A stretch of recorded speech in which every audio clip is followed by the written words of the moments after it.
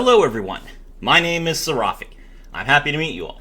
And I have to say I'm very humbled by the amount of attention that my last tier list is getting. I mean, even today I got another comment from someone thanking me for it. So, I mean, that's great. I don't make too much Runeterra content. I do cover, every new champion that comes out. I talk about what I think about it.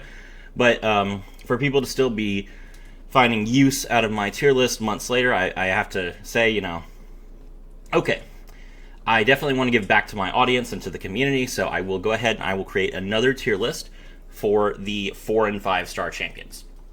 I meant to do it anyway, just got sidetracked. So, let's get started. Now, before we get started, it's important to note, this tier list is going to be different than your standard tier list. I am not going to be rating the power of the champion based on their 4 and 5 stars.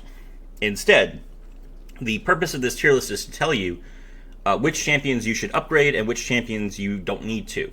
So the S rating will be champions that legitimately do not function without their 4 star and who are good with their 4 star. So S tier is you get value in upgrading and you need to upgrade. A tier is you have to, they are significantly better with their 4 star. B tier is the champion performs well with their 4 star, but not significantly more so than if they have their 3 star. C tier is the champion's 4 star is negligible, and D tier is just, you don't need to even consider this champion on your radar. Use your resources for other champions higher up on the list. Additionally, I'm going to go ahead and I'm going to include the champion's full constellation in these considerations.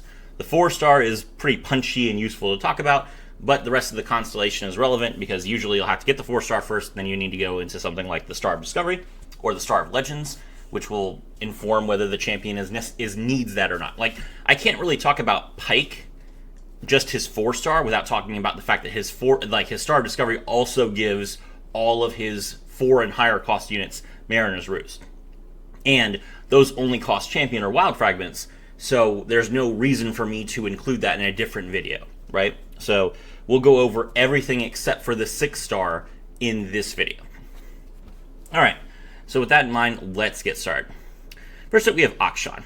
Akshan is pretty interesting. So I talked about Akshan in the last video, and my thoughts were that he would struggle without his 4 star and without certain relics. I am not including epic relics in this discussion. Epic relics are usually paid for or they take forever to get, so that'll be reserved for the 6 star video where I can safely assume that you have something. So if we consider just rare relics, along with full build that you get from beating Aurelian Soul, and the 4 star, the 5 star, and the other abilities, Akshan gets a buff to he gets a card every turn that allows him to trigger his targeting protection, which are his targeted activations, which advances his 2 star. It advances his Warlord. It gives him more stats, which is helpful for dealing with nightmare areas, and it triggers the Fated that all of his allies have Fated with the one of the stars on his tree. Additionally, your support champions have Excavator's Shovel is really good. It's actually surprising how useful it is to just stack up a bunch of stats and then go in for the kill, especially at higher levels. So I would say that Akshan is A tier. He's a solid champion at 3 stars. He is significantly improved at 4 stars. But he doesn't need his 4 star to be amazing. Just, it depends on your relic set. Next up we have Elise. You know what? It's crazy to say this. I love Elise. Elise is fantastic. Elise is D tier. You could play Elise against Lysandra and against some of the higher levels with just her 3 stars. I've done it.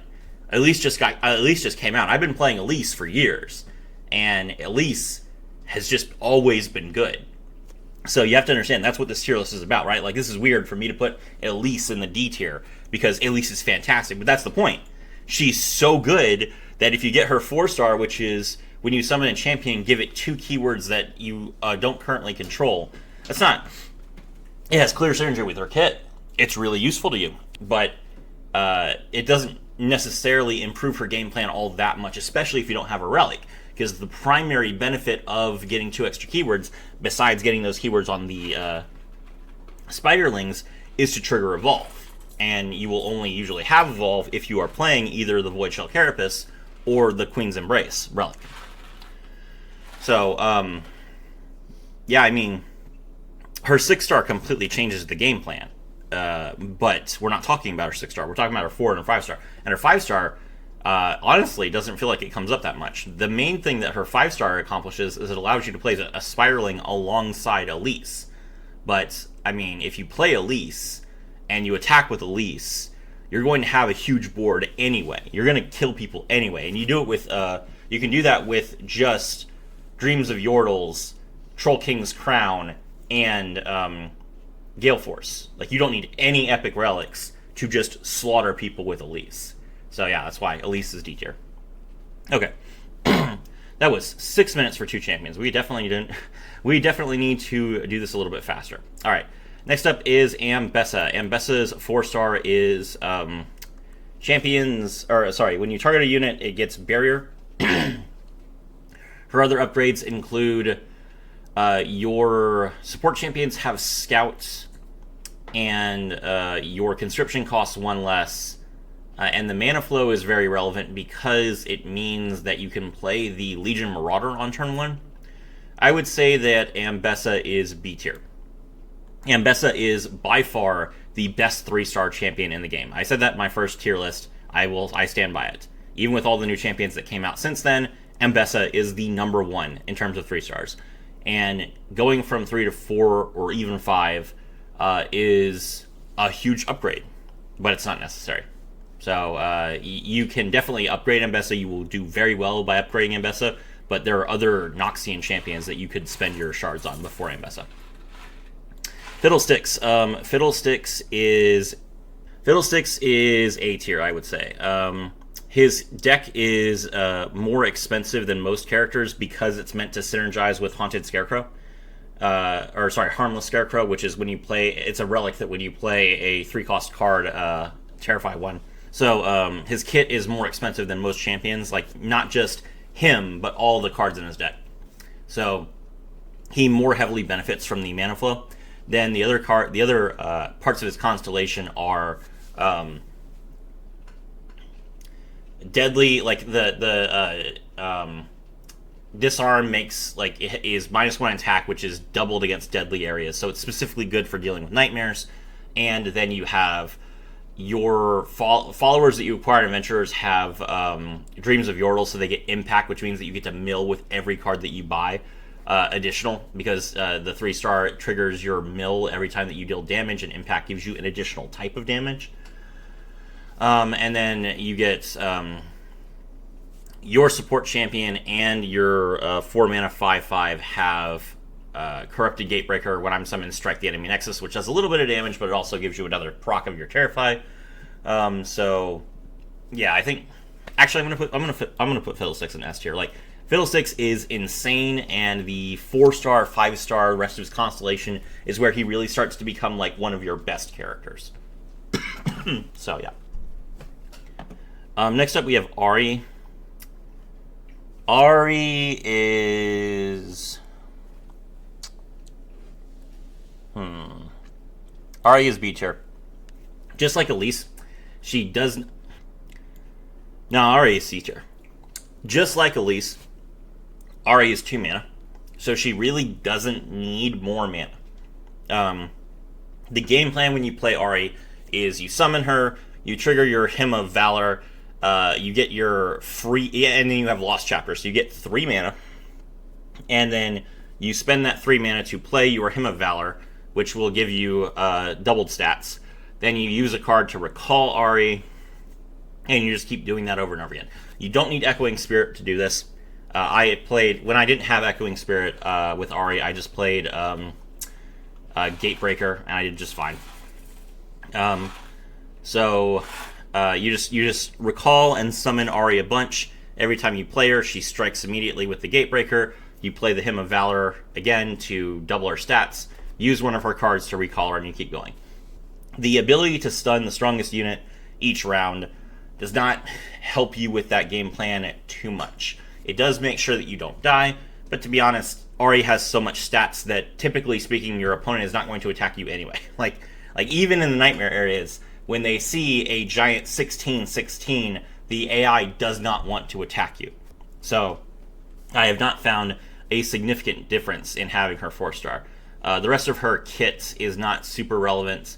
The buffs to other units don't matter because Ari is a 1-card deck. You play Ari, and then all the other cards are meant to just bounce Ari. So yeah, she feels like once you have her 3-star, you are basically set. Spirit Blossom Ari. The Spirit Blossom characters are weird because they have runes as the second thing. Obviously, the runes, if you have like a legendary tier rune, add a ton of power to the character. But what's Ari's Spirit Blossom Ari's power is? No, you know what? The Spirit Blossom characters deserve their own tier. Hold on, let me see. Can I add another tier? All right. We'll just say that D tier is like uncategorized, and I'm just going to put all the Spirit Blossom characters right here, because we're talking about like we're talking about what you should spend your resources on and what you should upgrade. And I forgot that the cost of the Spirit Blossom champions is so extremely high. Like, moving through the constellation, you need 100 fragments for all their nodes instead of 40. So if you did not already upgrade your Spirit Blossom champions in the Spirit Blossom event, don't. Like, wait for a rerun, wait for some other event where they give out more Spirit Blossom fragments. These characters cost way too much for you to spend WoW fragments on. Okay. Let's see. Elder Dragon.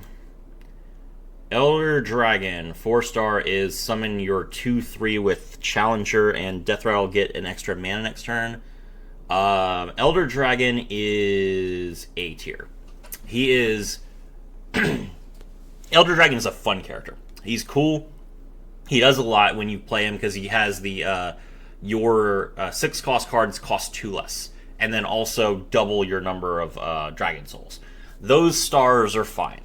But a lot of the stars that Elder Dragon gets in his constellation make him a lot more useful. For example, the one that gives your... I have Legends of Runeterra open for this reason. I haven't been using it. I've been doing all this from memory. Hold on, let me see. Stalking Broodmother has Dragon Egg. So he has a 5 mana 7/7 with Barrier and Scout. And Dragon Egg is when I'm summoned... summon a random dragon of my base cost or less. So you get like a 7 cost or lower dragon. Summon randomly. And then you also have Cadrigan the Ruin has Iceborne, which is the... Cadrigan the Ruin is a 4 mana 6/6 Challenger Fury. Or sorry, 4 mana 6/6 with Fury that gives another unit Challenger and +1/+1. And it gets Iceborne, which is when I'm summoned to deal 2 to all enemies in the enemy nexus. Which is very, very helpful. The Star of Legends gives your support champions 2 extra Dragon Moons, which makes it, in particular, that makes it really good if you have a Dragon Boon champion already, because then you get 4 different Dragon Moons, which is absurd. That's just an absurd amount of power. So, actually, you know what? I'm going to put Elder Dragon in the S tier. Elder Dragon is a character that needs to upgrade and is actually really, really strong when you do upgrade. So, yeah. I think that Elder Dragon is a safe bet for just, like, if you have Elder Dragon, you should get him 6-star as quickly as possible, and that includes the 4 and 5-star. All right, next up we have Gwen. I should really, like, have a special spot for all the characters that have Crush, because obviously Crush is insane. And it's not fair to compare, like, someone getting Adaptation or Ironforge to just all your units have Overwhelm. I'll say they're all A tier. So, Gwen, Viego, Vi. Let's see, hold on. I'm just getting at all the champions that have Overwhelm. That's Lilia,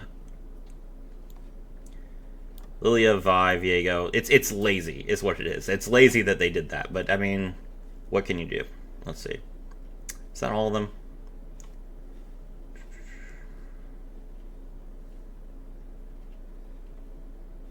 Yes, okay. Alright, so Gwen, Lilia, Viego, and Vi. So all four of these champions, their 4-star is Crush, which is all allies have Overwhelm. Overwhelm, of course, is when you are blocked, you strike the enemy Nexus instead. This completely changes your game plan. Now, obviously, if you've been playing the game for a while, you probably have access to the Beast Within, which gives you the ability to give all of your allies Overwhelm anyway. But saying, if you did not have that, if you do have it, which a lot of you probably do, consider how often you equip it.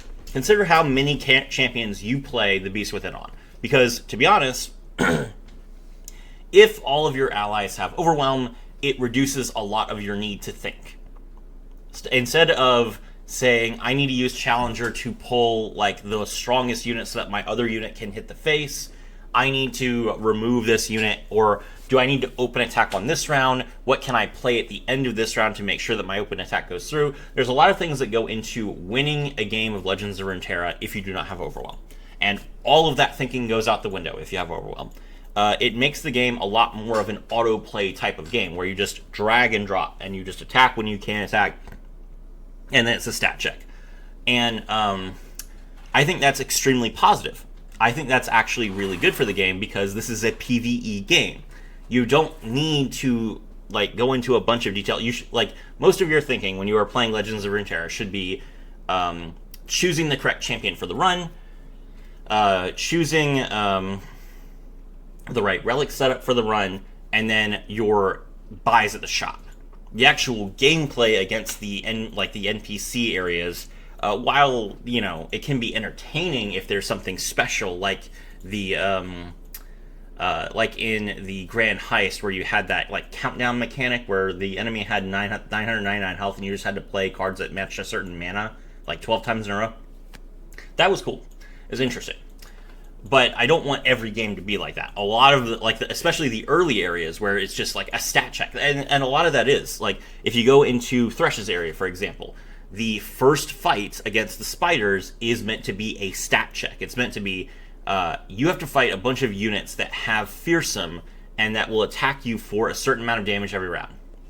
And if you are not a certain level where you have a decent amount of maximum health and you've gotten a few items that will allow you to actually block fearsome with most of your deck, then you are going to be pushed out by the first area. That's what this is. And it's the same thing with the Swain area. The Swain area is, I'm going to summon like all these units, and you have to deal with no cards in your deck, no extra cards in your deck, no, only just the power that you got. You have to respond to getting shot for 3 every round. So these first couple of areas are basically setting the stage for the run and stat checking you. And that's perfectly fine. I want Overwhelm for that. So these characters, Gwen, Lilia, Vi, and Viego, if you do not have the Beast Within, these characters are must-buys. They are fantastic. It is amazing to just get the ability to not have to worry about your opponent blocking you. And just, if you have enough stats, you kill, you hit the Nexus, you do that enough times, you win the game. It shortens games, and every game that you shortens your run, and we don't want to be playing Legends of Runeterra for 4 hours every day, right? So there you go. Okay. Jhin. Jhin is C tier.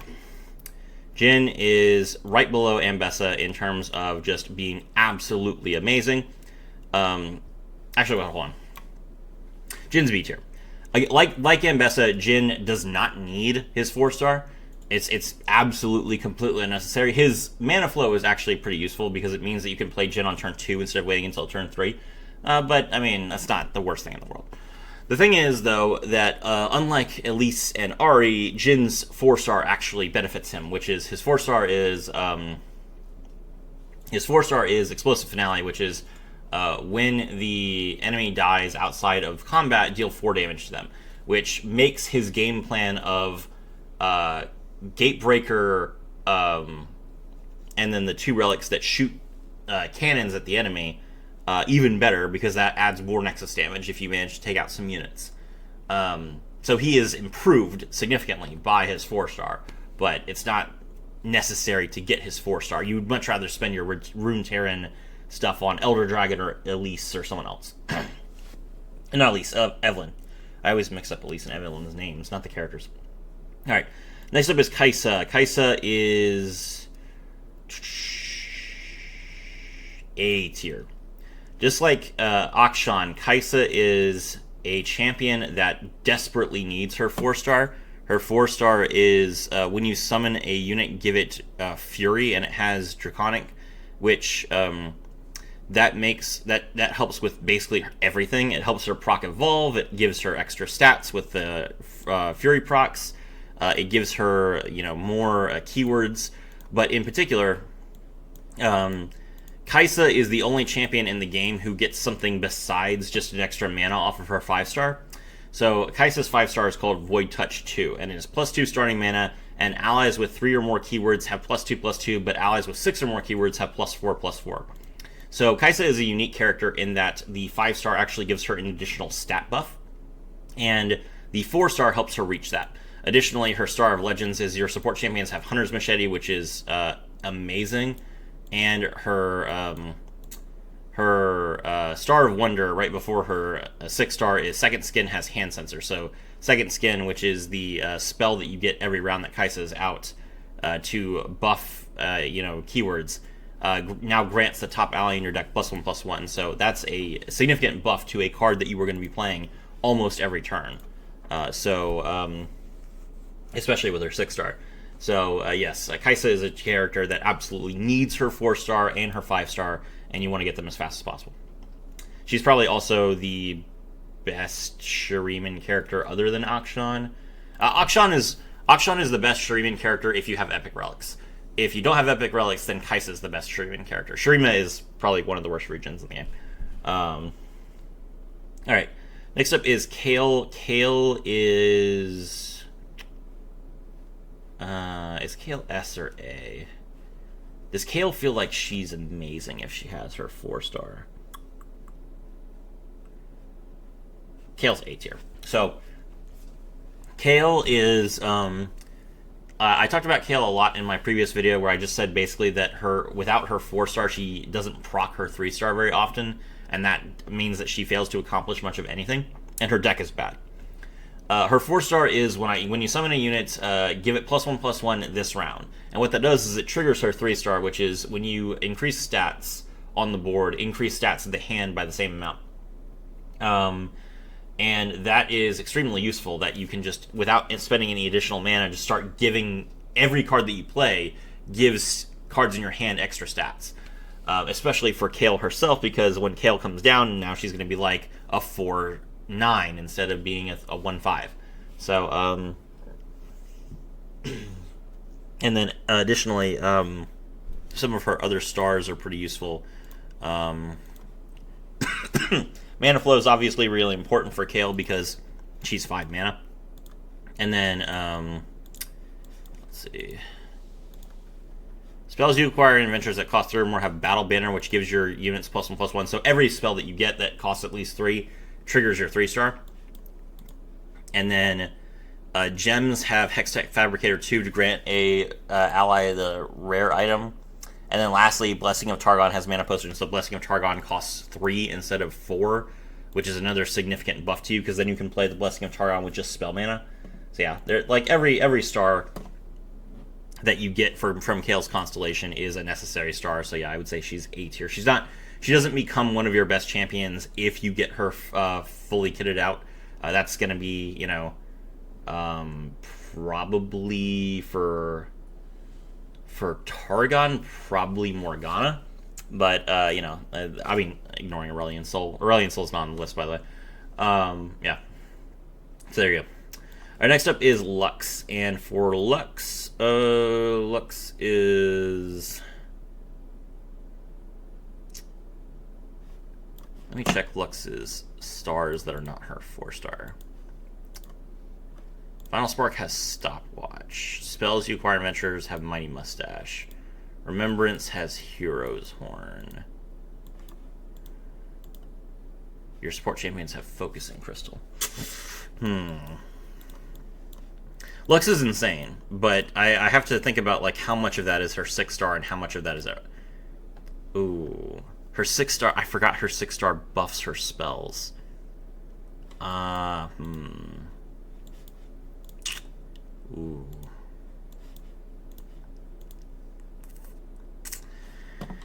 I'm gonna say Lux is S tier.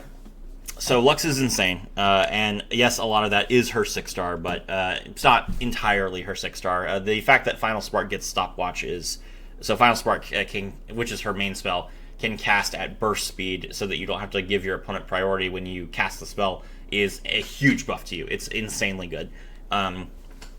Lux's 4-star is when you cast a spell, deal 1 damage to the enemy nexus, and that has huge synergy with the Chemtech duplicator that you will always run on Lux. You're going to be nuking people down really fast.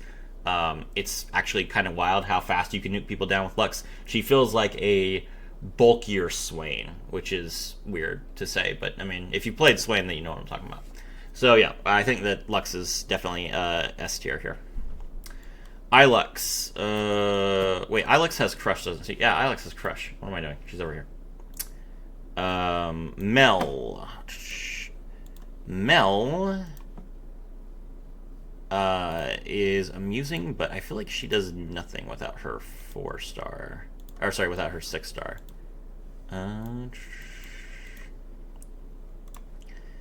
Radiant Volley has hand sensor. Solar Snare has charging sigil +1. Solar Snare having charging sigil +1 is really important. I would say that Mel is...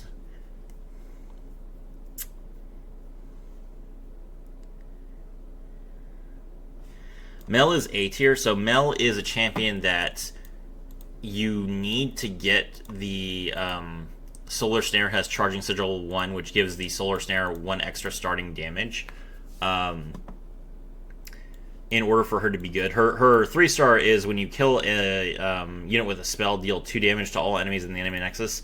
And her 2-star is when you play a damaging spell, increase the damage dealt by other copies of it everywhere by 1.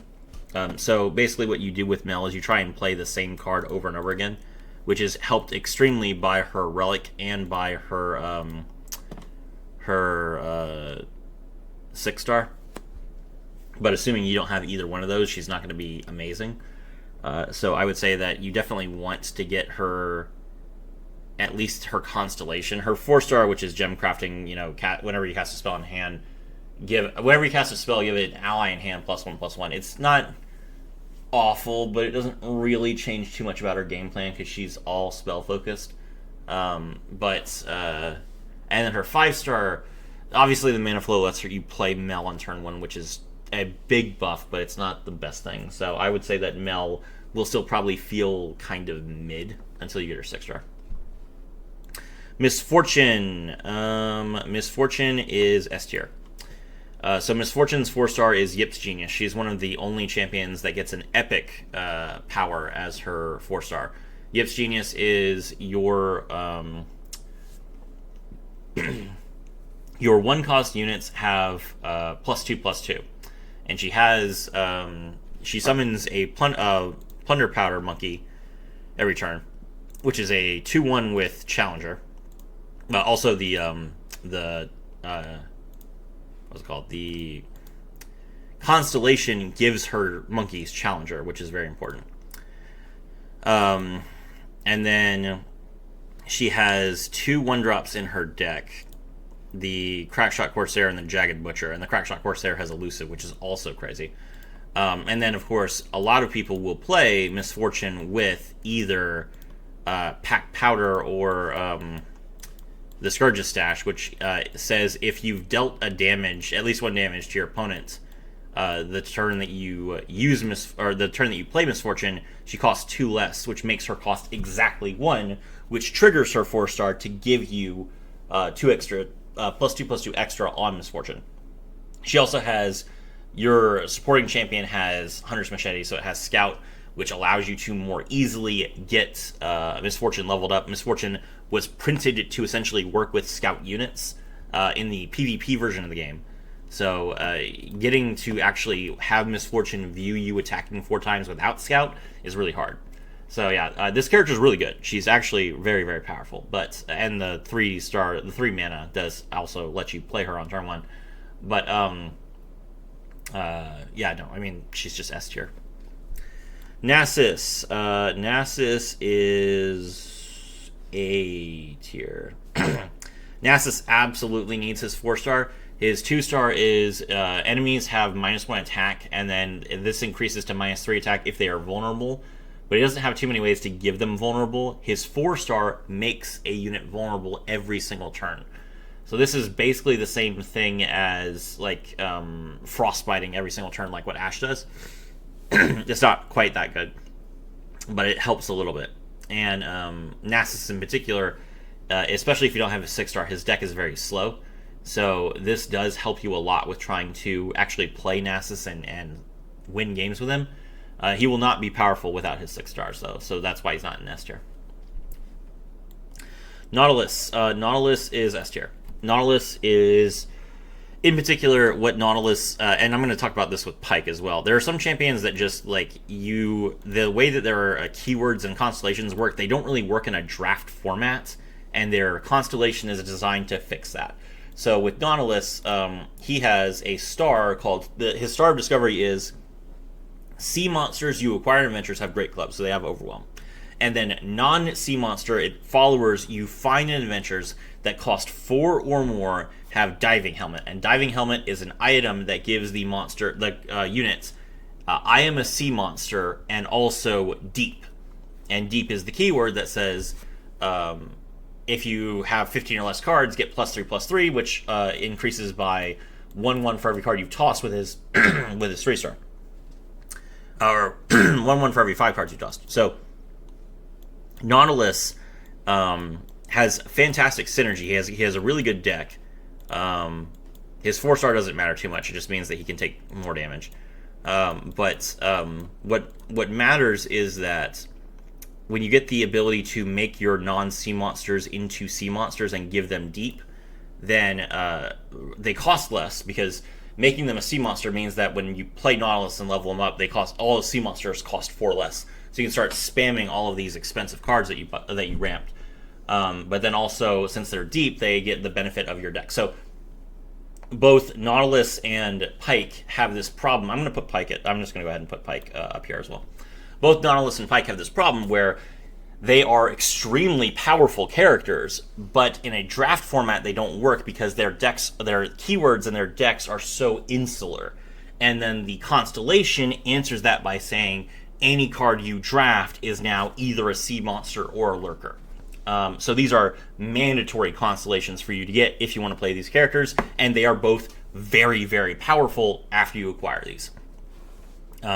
With Pike, let me quickly touch on Pike. So Pike is, his 3-star is, when you trigger Lurk, you get +1/+1 extra. And Lurk is, when allies attack, check the top card of your deck. If it is a Lurker, then give all lurking allies +1/+0 for the rest of the game. So when you have the 3-star lurking triggers, it gives you +2/+1 to every Lurker. And then Pike's 4-star is lie in wait, allies everywhere that cost 3 or less are Lurkers and have Lurk. And then his 4-star is followers you acquire in adventures that cost 4 or more have Mariner's Ruse, which is +1/+1, Lurk, and I am a Lurker. And then your Star of Legend is support champions have Mariner's Ruse as well. So you need all of these stars to make it more and more likely that you will have just a deck full of Lurkers to trigger your Lurk every single turn. So yes, Pike is absolutely, you have to get all the stars in his constellation, and then he's one of your best characters. The problem is these two characters are both Bilgewater. I would say Pike is probably stronger than Nautilus, but both of them are good. They just do different things. Nora, I have to admit I have not played with Nora since I got her 4-star. I have no interest in Nora. So this will be theory crafting. Her 4-star is summon a 1/1 elusive at the start of the game that has, when I strike the Nexus, shuffle me, put me back in your hand as a spell that creates me. And then also draws a card, but it costs 2 mana. With the sugars, that monster is a 4/2. Does a 4/2 that's elusive really help you all that much against deadly units? I don't think Nora is that bad without her 4-star, but I mean, she does get, like, from her kit, she gets followers that you acquire that cost 4 more have ancient coins, so they cost 1 less, which is a good bit of ramp. I would say that she is B tier. I don't think you need any of her constellation for her to be good, because the portal mechanic is just good on its own, and you get all that from her 2-star. But I mean, it wouldn't hurt you. Set. Set is C tier. Set was good before the constellations. He's hilariously fun after the constellations. In particular, well, okay, I'll put him in B tier. He's not quite Elise level, because he actually does benefit quite a lot from the mana flow, since he is also a character that plays Chemtet Duplicator. So getting to 6 mana faster is better for you, but that's basically all you get. Like, his 4-star is summon a unit from the start of from your deck at the start of the turn, and that unit is going to be one that gives you a coin either on summon or on attack. But you already get a coin every turn anyway. It's not that relevant. And then his other stars are so irrelevant that I've forgotten all of them. What are his other stars? Zephyr Sage has Dragon Egg. I barely ever play Zephyr Sage. Spells you acquire in adventures that cost 4 more have cashback. You're not playing any spells that you acquire in adventure. You're playing your other spells. Coin has Stopwatch. Coin has Stopwatch is very, very good. And then your sport champions have Focus and Crystal. So the coin having Stopwatch means that it changes from being a focus spell to being a burst spell, which basically means that you can play the coin when you are being attacked, which gives you the ability to start playing fast spells. It's a useful feature, but it comes up very rarely. So, yeah, no, I think he's still B tier. Alright, next up is Swain. Swain is S tier. Swain is insane. One of the best characters in the game, and his 4-star is where he starts to get really, really powerful. So Swain is a burn character, and his 4-star is Raiding Party, which is whenever you damage the enemy nexus, give the top ally in your deck +1/+1. Now, that sounds decent, right? Like, you play a burn spell, you hit your opponent's nexus, cool. That's going to give you +1/+1. Maybe you do that 2 times in a round. Maybe you attack as well. Maybe you get +3/+3 at the start of the turn, right? No. Here's the thing. Swain's 2-star is called Collateral Damage. And what Collateral Damage is it says whenever a unit dies, deal 1 damage to the enemy nexus. Any unit on any board. And all of these procs are individual. So let's say that you have 6 allies on your side of the board. Your opponent has 6 enemies. You attack and all 12 creatures die. Right?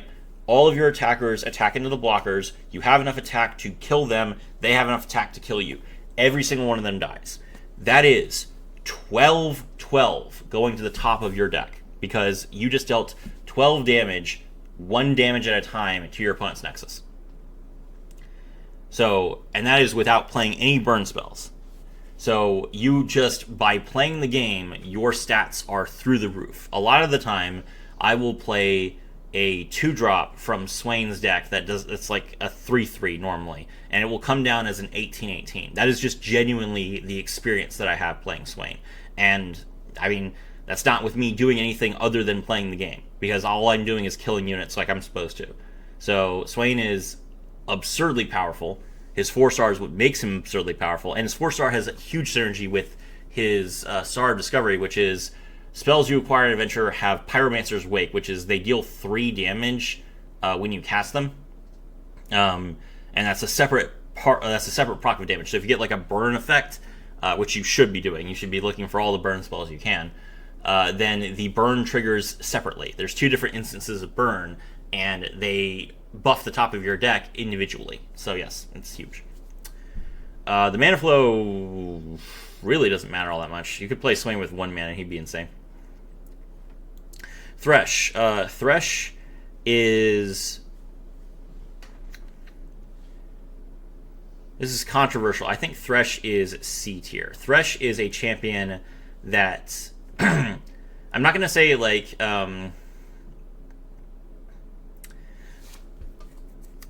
it feels weird to put him here. Like Thresh should be. No, you know what? I'm going to put Thresh in D tier. So we have all these Spirit Blaster champions. Thresh is Thresh's constellation was so badly designed that it doesn't really impact you in any way to get any of his other stars. Thresh's kit from the very start is terrible. There's nothing redeeming about this. So let's talk about it. Where is he? Thresh, come out and play. Okay. 3-star is round start grants a random ally +1/+1 for each unit that died last round, as well as all their keywords. That would be useful if you had any keywords in your deck, but you don't. And it's random. Come out and play 2-star. Thresh costs 1 less for each ally that has died this game. Only allies, and you literally only get this benefit up to 5 times. After 5 times, you basically don't have a 2-star anymore. All your Threshes just cost 0. His 4-star is game start, summon a Warden's Prey. Warden's Prey is a 1-mana 1/1 that has Last Breath. Create a random Last Breath in your hand that costs 3 or less. Then his other stars are your support champions have Immortal, which is they have Deathless. Warden's Prey has Shadow Totem, which does not trigger off his 4-star. So if you play Warden's Prey from your hand, you will get a second Warden's Totem that will instantly die, which does proc the 3-star to give you an extra +1/+1, but he doesn't have any keywords, so it doesn't really help you all that much. Vile Feast has Hero's Call, so Vile Feast can draw Thresh. And then followers you require in adventures have Bounty Board, so if they die, then you summon a random 1-drop to replace them. Literally, like, nothing to help you kill your units, nothing to help you draw Thresh, nothing to benefit you from playing Thresh. Like, his constellation is literally just get to his 6-star, which actually does things. His 6-star is really, really good and makes Thresh a playable unit. But before you get his 6-star, absolutely the worst champion in the game by far. I mean, Gnar is worse, but we're not talking about 3-star champions. So in terms of 6-star champions, Thresh is absolutely the worst one. And nothing about his constellation except his 6-star improves this. So I don't recommend that you invest in Thresh at all. All right, next up is Tryndamere.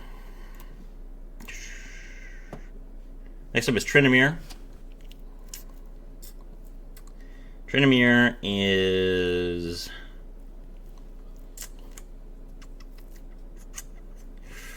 Tryndamere is S tier. I don't think that Tryndamere.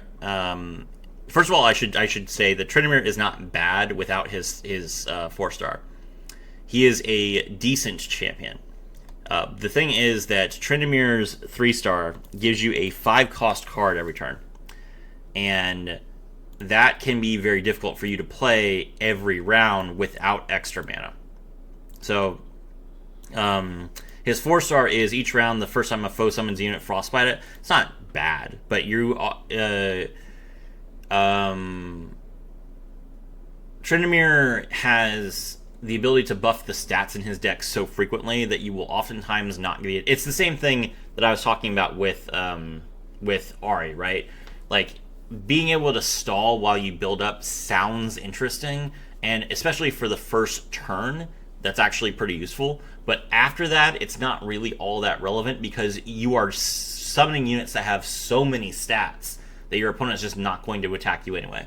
Like, you are playing against an AI. The AI does not go aggressive if it thinks that it's going to lose units when it attacks you. And when you have so many stats that even deadly units will lose to you, then that becomes irrelevant. But followers you acquire in adventures have Ancient Coin is good. Avaros and Hearthguard getting Shadow Totem gives you even more stats to your deck. And then Elixir of Iron getting Elixir of Sorcery, which just gives you more stats to your deck, is really good. But to be real, the main thing you want when you play Tryndamere is you want that extra +1 mana so that you can easily play your Call to Arms every turn as fast as possible. So, and he becomes the best Freljordian champion when you do this. Twisted Fates. Twisted Fates is an interesting question. Your support champions have entrancing lore. That's so bad that I haven't gotten it even now. I still have not gotten that. I do not have Twisted Fate completed because I don't want to spend any wild fragments on giving my support champions entrancing lore, and I'm just waiting for 10 more fragments that are Twisted Fate fragments. 6 cost cards you acquire in adventures have Power Rift. They cost 1 less for each card you draw in this turn, which is insane. Slotbot has Tech Evolution. That's irrelevant.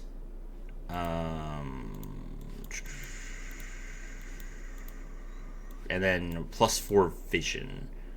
I could make a whole video on how Vision is useful to you, but I will go ahead and I will say that if you are a good player, then the Star of Bounty for Twisted Fate is the best one. But let's talk about the actual star. So the 4-star for Twisted Fate is called Higher Education. It's when you draw a card, give allies +1/+0 this round. This is your win condition.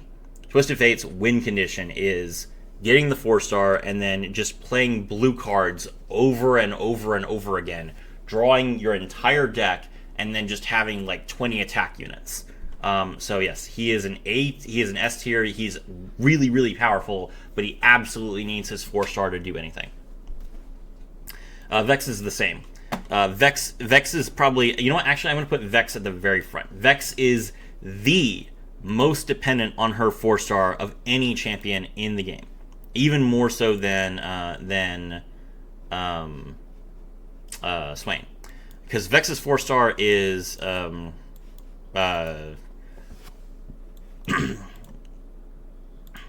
explosive finale. When an enemy dies outside of combat, deal 4 to the enemy nexus. So that gives you a way to actually kill your opponent, because Vex doesn't have too much in actual combat terms. But then you also have her Star of Discovery, which is crazy. Damaging spells you acquire in adventures have Charging Sigil 3. That's +4 damage to every damage spell you pick up for a burn character. That is so insanely good. It makes so many more spells really interesting. Like, for example, any spell that deals 1 damage to every enemy, like Avalanche. Avalanche is 2 damage to all enemies, or to all units, right? That could deal 6 damage instead, and that makes Avalanche significantly better, especially against deadly areas. Same thing with Withering Wail, the 3-mana, or I think it's 4 mana. 4 mana, deal 1 damage to all enemies, and then heal your Nexus for 3. That becomes, I think that's actually in her starting deck. Yes, it is Withering Wail. Okay, so you have to actually like buy one from a shop. Oh, it's 3 mana. Oh, it has mana potion. You have to actually buy one from a shop to give it the damaging spells, get +4, but that's still really good. So yeah, it just makes her AoE insane, and that it pairs really well with her 6-star if you have her 6-star, but regardless, with her 4-star, she becomes a champion that's actually very, very powerful. Whereas with just her 3-star, you can kind of stall, and you basically have to wait to get her, like, I think it's the 6-cost card that is Gloom 4, that will kill off something, and then you can start actually attacking because it has like 8 attack. That's about all you can do to actually kill your opponent before you have Explosive Finale. But once you get it, you're really good. Victor. Victor is, I think, one of the most polarizing champions in the game, because he is absurdly broken if you have his 6-star, but without his 6-star, he feels weird, to be honest. Let me see. What does he actually do without his 6-star? Victor is a character that I was so hyped for because I really enjoyed Arcane that I got started, and I literally completed his entire constellation before I even took him into an adventure. I went through that Arcane area, and I got his 4-star bundle. I went to the Arcane area, and I got nothing but Victor fragments for like a day, and then I spent all my wild fragments, and I had Victor done at level 1. So I've never actually played Victor without him being 6 stars and without his relic. But let's see. His 4-star is when you cast a spell, deal 1 to the enemy nexus, which is not all that useful unless you have a 6-star where all his spells get copied. Mana Flow is useful because you obviously, you have a 4-cost champion. You want to play him as fast as possible. Hexcore upgrade has hand sensor. That's not super amazing without his relic. It's insane with it. Your support champions have tech evolution. I mean, that's necessary for the game to function. Forge Chief has bounty board, is not relevant. Followers you acquire in adventures have tech evolution. You'd rather play all of the cards in his deck. I would say that Victor is A tier. You do want to get his mana flow, but he has not become like a really powerful champion until you have a 6-star. Volibear. Volibear is an interesting case. Volibear has his 3-star is whenever you kill a unit, gain 2 Sigils of the Storm that reduce the cost of cards you play. But you don't really have too many ways to actually kill units until you get the 4-star, which is round start, grant the weakest enemy vulnerable, so that you can just basically challenge whatever you want to. So I would say that Volibear is an S tier character. He becomes significantly better with his 4-star. It has a lot of synergy with the rest of his stars in his kit. And then his other stars are followers you acquire that have 6 cost, have regeneration and tough. Your Valhyr's Prophet, which gives you a Sigil of the Storm, has Shadow Totem, so you get 2 Sigils of the Storm off of that.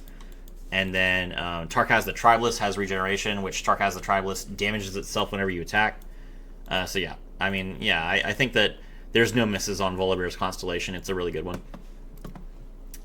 Warwick. Warwick's 4-star is unique. Warwick's 4-star is whenever a opponent summons a unit that has at least 2 health, deal 1 damage to it, which is disgusting. Wounded Prey. Whenever an enemy with 2 health or 2 or more health is summoned, deal 1 damage to it. Yes, that is he's S tier. He is a very, very good champion. His 3-star is absolutely crazy. Allies have +1/+0 for every 5 times you've dealt damage this game, and literally anytime your opponent summons a unit, not just plays a unit, summons a unit, you proc dealing 1 damage. So, I mean, they need to play 5 units for you to get +1/+0, and that's with you doing nothing. It doesn't cost you any mana. It doesn't require you to play any cards. It's literally just your 4-star doing all of that. So that's a huge buff. Then you also have your support champions have Ravenous Hydra, which is when I'm summoned, deal 1 to all enemies. Obviously, that will trigger, that will buff all of your damage buffing. But also, dealing 1 to all enemies when they're already taking 1 every time they're summoned, that can clear boards. So the Ravenous Hydra is actually a really solid buff. Then you have spells that you acquire in adventures have Pyromantic Wake to deal 3 extra damage when you cast them, which is insane. And then Caustic Rift has Elixir of Sorcery. Caustic Rift deals 1 damage to all enemies. So when you cast it with Elixir of Sorcery, it deals damage twice. And then its item card is Battle Banner. So it deals 2 damage to all it deals 1 damage to all enemies twice. So that means that it procs your increments of damage twice. And then also it buffs your entire board twice. So yeah, Warwick's Constellation is really, really powerful. His 6-star is meh, but the rest of it is really good. Next up we have Aatrox. Aatrox has your support champions have Iceborne Gauntlet, which is an interesting stalling tactic. And you kind of feel like you have to stall with Aatrox, to be honest, because he's so expensive. His 3-star does say when equipped ally strikes, reduce the cost of a random card to hand by 2, but that random is very random. It hurts sometimes. Armed to the Teeth is his 4-star. Allies with equipments or attachments have +2/+2. Equipment you acquire in adventures has Phage. Star Blessings World Ender costs 6 less. And then Star of Wonder, each Darkened follower has an item.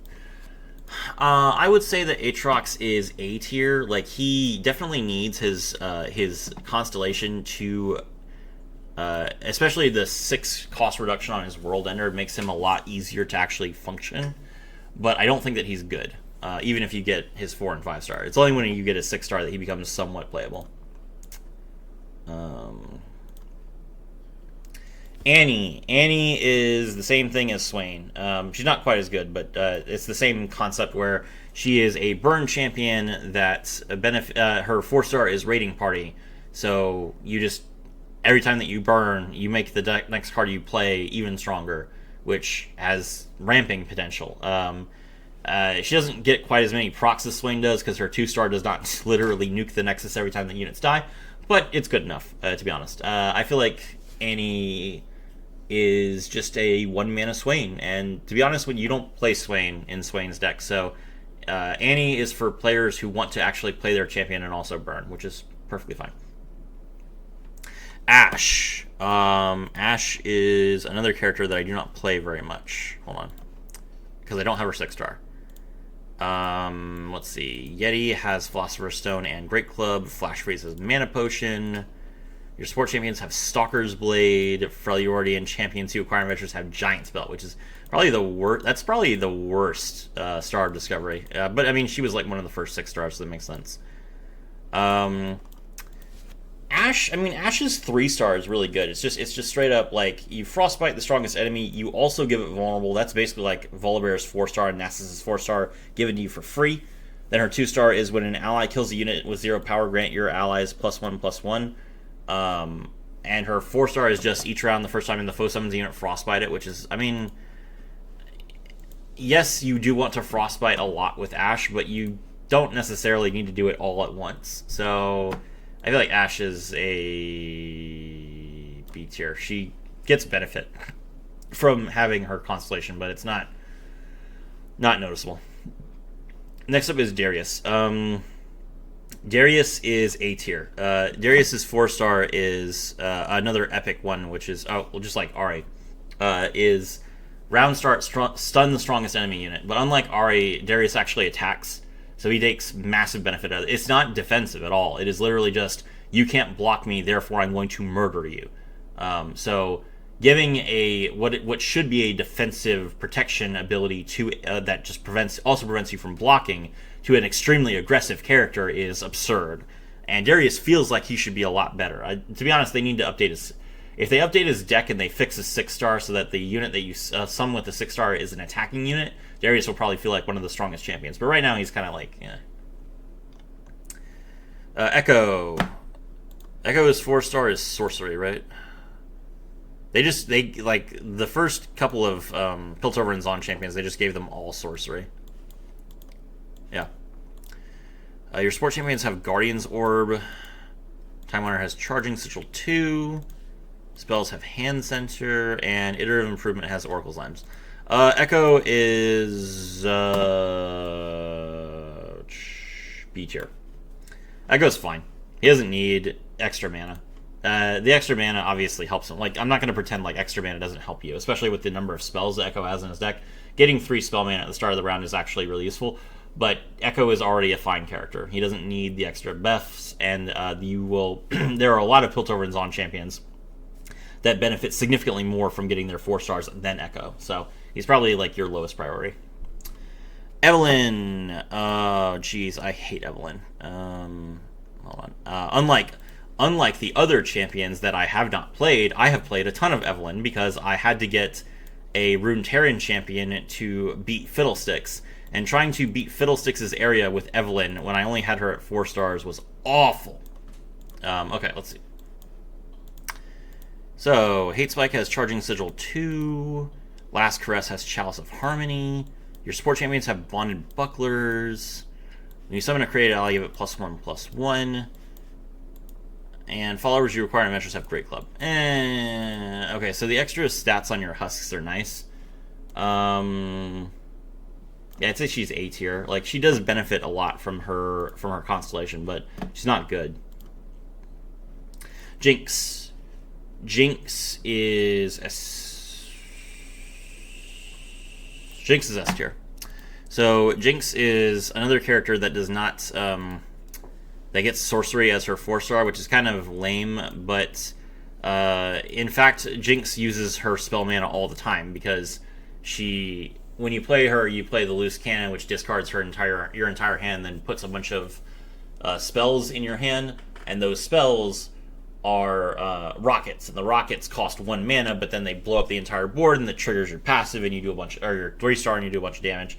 So a lot of times Jinx will just completely wipe out an area just when the turn that she's played, and she will usually be played on turn 1 because you play Scourge's Stash along with Pack Powder because you literally don't care. Unlike with Jhin, like you can't play Jhin with Pack Powder because you want Jin's Cannon Barrage ability is based on his mana cost. You want to pay 4 mana for Jhin.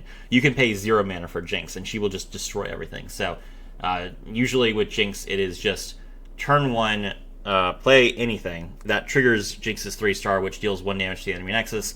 That means that you can plunder, so now you play Jinx for 0 with your 2 Pack Powders. and then you trigger her loose cannon's payload, discard your entire hand, put your rockets in your hand, then with the spell mana that you got, you can now blow up the field and then deal damage to your opponent's Nexus, attack with Jinx, and you will usually deal between 30 and...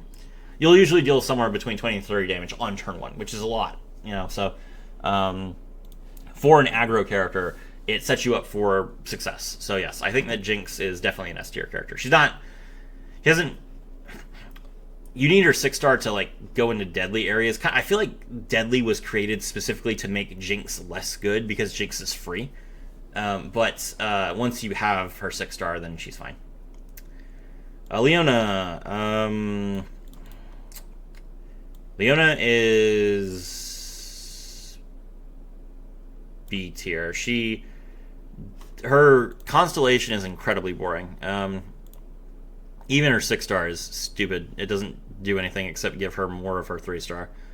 Leona has Daybreak, and basically she gets a bunch of stats for Daybreaking, and she's just a wall of stats, and she doesn't do anything else, which is extremely boring, and I hate it. Where is she? I know I have her 5 stars. Where is she?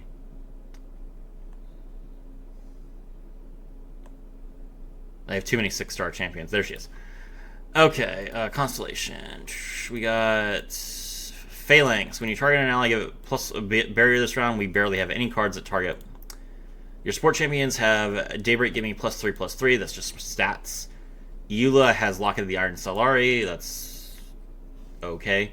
Followers you acquire in adventures have Solari Sunspear. That gives you additional procs of Daybreak, but basically just stats. And then whenever an ally's Daybreak is activated, activate it again. And Zenith Blade has Valor. Yeah, no, I mean... There's not really any difference for Leona between getting her 3-star and getting her 5-star, other than you get to play her a little bit faster. And Leona herself is not super important for the strategy. I mean, you do get to stun a bunch of units, but you can win without it. Next up is Morgana. Morgana's 4-star is what Jinx's 4-star should have been, which is a Spell Slinger. Your spells cost 1 less, which is insane. It's funny, Morgana would benefit a lot more from Sorcery because that gives her enough mana to play her champion spell, and Jinx would benefit a lot more from Spellslinger because all of her spells cost 1. She could play a lot more spells than just 3 of them. But I guess that's why they swapped them. Let's see. So, obviously with Morgana, you want to play the Grand General's counterplan, which is, at the start of the turn, add a copy of Morgana's champion spell to your hand, so you could continue to try and level her up, while also cursing everything on your opponent's field. Making that 2 mana instead of 3 mana is very useful to you. Your support champions have Focusing Crystal. Mihira Aspect Ascendant has Double Time Watch. Mihira Aspect Ascendant is a 8 mana card, and it gets no discounts from your level up, which is weird. So yeah, getting the ability to reduce the cost in your hand by 1 every turn is very important. So yes, and then Morgana also is a Temtet duplicator character, so she also cares a lot about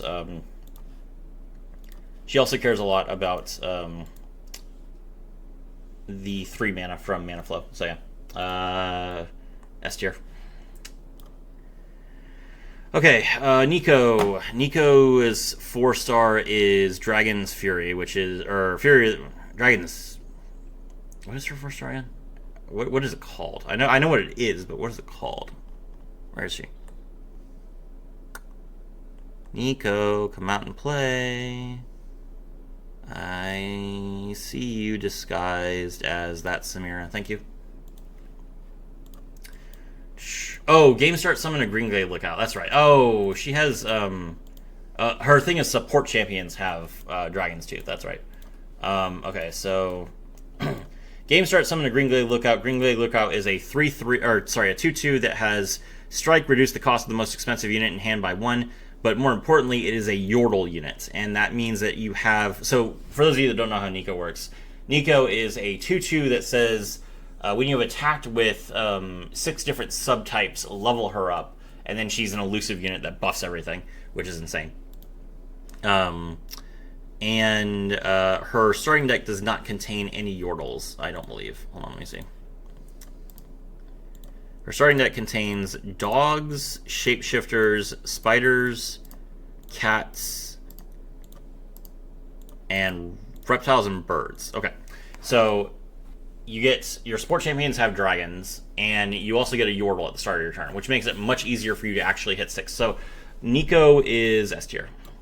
She definitely needs her 4-star and her Star of Legends for her kit to be good. And then she's good. Samira is B tier. Samira is extremely good, and her 4-star is... No, wait, no. Samira is C tier. Samira is extremely good. Her 4-star is round start, draw a card and give it fleeting. And the reason why this is useful is because, in particular, Samira is a champion that runs out of cards and doesn't have ways to actually use her her ability to rally after she's leveled up. You need to play 6 cards in 2 turns to level her up, and then you need to play 6 cards in 2 turns again to actually use her leveled up ability to get you extra rally tokens.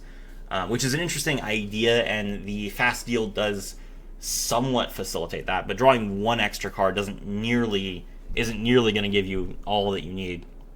And she's only 2 mana, and her 3-star gives you a discount on whatever card you play every single round. So the extra mana doesn't really help you. The extra card doesn't really help you. It helps you a little bit, but not to the degree that you would think. There are other Noxian champions you are better off. She's like perfectly fine as 3 stars. Shyvana is A tier. Oh, no, wait, no. Well, I mean, you need Shyvana's, Shyvana's 4-star is awful. Shyvana's 4-star is your Nexus is tough, which has no synergy with her kit. It's not useful at all. But the rest of her constellation is, I mean, obviously you want mana flow because you're playing dragons and they're expensive. Your support champions have Dragon's Tooth is very useful to you. And then you also have, Dragon followers you require adventures have Nomad's Medallion. This is weird because usually Ancient Coin and Nomad's Medallion are gated by cost. It's usually like followers that are 4 or more have Nomad's Medallion, or sorry, Ancient Coin, and then Nomad's Medallion is reserved for cards that cost at least 6. But with Shyvana, you can find 2 and 3 cost dragons and give them Nomad's Medallion, so you can play them for literally free or 1 mana, which is a huge discount. That is a very good star, which is good because her kit, her base deck is not very good. So Shyvana is... She definitely needs her 4 and her 5-star and the rest of her constellation. You can literally skip her 4-star. It's not even part of the path. She needs her 5-star. She needs the rest of her constellation to be decent, but it's still going to completely depend on your draft, and she's nowhere near S tier. Talia's 4-star is when you play a landmark. The first time you play a landmark each round, refill mana equal to its mana cost. But I don't really feel like that's all that necessary. You don't really need to even play any landmarks with Talia, because, well, I mean, I say that. I base that off of having Frozen Tomb, which is a epic relic, but I mean, you'll get that eventually, right? Like, I can't just completely discount epic relics for these tier lists. I would say that with Talia, you really just shouldn't even play her until you have Frozen Tomb, because it's a relic that says, game start, summon a landmark with a copy of me inside that hatches in 4 turns. And the entire point of it is that you can then play your Talia and copy that landmark to get a bunch of other copies of Talia out, and then you just level them all up and you attack and you throw a bunch of rocks. Like, that's the game plan. So that you can't play Talia without that card. So I can't discount that card. And in that case, Talia, does she need the 4-star for that? The 5-star actually hinders her because... Or no, wait, no. The 5-star helps her because you want to be able to play Talia before 4 turns have passed. Okay. Yeah, the 4-star is not all that useful, but the 5-star is really important. So I'll say she's S2. Vayne. Vayne's 4-star is units that you have that have equipment get +2/+2. Unlike Aatrox, Vayne gets equipment every single round and can equip multiple units every round. So is she S or A? Is Vayne good is the question. No. A tier. Yasuo. Yasuo's 4-star is units have Fury, which kind of has weird synergy because he already has a 2-star that says when units strike, give them 1 attack. This basically makes sure that Yasuo gains some health, but all it really does is it makes Yasuo even more like Yasuo dependent. Like you have to draw Yasuo to actually do anything with Yasuo's kit. He's an early champion. He's an old champion. Much less so than Jinx. I don't feel like Yasuo gains too much. I'm gonna put Yasuo in C tier. He doesn't really. You can play Yasuo. You can just get Yasuo a 3-star and leave him alone. He'll do fine. Yuumi. Yuumi is another character that I have not played. Let me see. Her 4-star is the barrier one, right? Phalanx, yeah. Yuumi has a lot of cards that target. Yeah, getting barrier is nice. I'll say she's A tier. She's not good, but she does need her 4-star to actually do things. Caitlyn. Caitlyn's 4-star is play a unit at the start of the game that has elusive and shuffles traps into the deck. Especially if you don't have her relic, her epic relic, that's really important. She's terrible, but yeah, she's an A-star, A tier. Definitely want to get her relic, her 4-star if you want to play Caitlyn. God help you if you want to play Caitlyn. Heimerdinger. Heimerdinger is completely fine without his 4-star. All of the power of Heimerdinger is in his inventions, which is his 3-star. His 4-star just gives his turrets +1/+1, and then the rest of his constellation is buffs to cards that don't really matter too much. Like, all you care about is...